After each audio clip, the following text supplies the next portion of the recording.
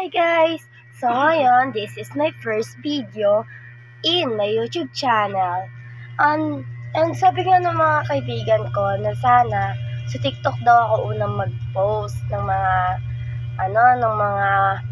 video ko para sumikat agad. Ang kaso, mas gusto ko sa YouTube kasi gusto ko na din magka-YouTube channel. Pangarap ko na kasi ito, matagal pa, bata pa ako, mag-vlog. Gusto ko sumikat, kahit i-bash ako, wala akong pake. At yung mga kaibigan ko, tatlo kami si Pearl, ako, si Rhea. Si Rhea, pangarap niya rin mag-vlog, ang kaso nahihiya siya. At si Pearl naman, gusto niya rin mag-vlog, ang kaso wala pa silang money para makabili ng computer na gagamitin niya sa pag-vlog. At si Rhea, ito, yung mga gagawin niya sa pag-vlog niya is prank, ganon. Ako naman, nagpapasaya lang, ganon. Or kukwento about their life. So, yung gusto ko, hindi ako mahilig sa K-pop, pero favorite ko yung BINI, favorite ko yung song ng Philippines. Hindi ako mahilig sa mga Korea, sa K-drama mahilig ako.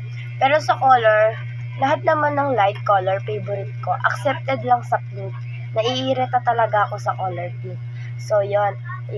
At ako, nangungupahan lang kami sa bahay na to at hindi kami gaano mayaman. Mahirap lang kami, pero nakakaano naman kami, nabibili naman namin lahat ng gusto namin, pero madalas lang.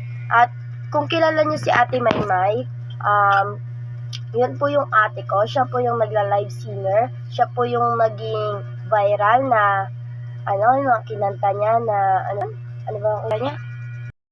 Basta nag-viral siya. Nakita ko siya soon. Kasi ngayon, a day in my life muna. Yun na nga.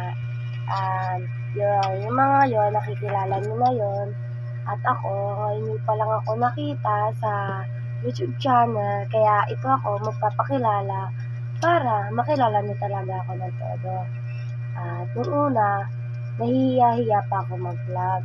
Pero nung nag-try naman ako, nasa mall kami, nag-video ako, pero di ko pinopost kasi nga nakakaya. Pero, ang lakas ng boses ko no, nagsasalita ako habang may camera sa harapan ko.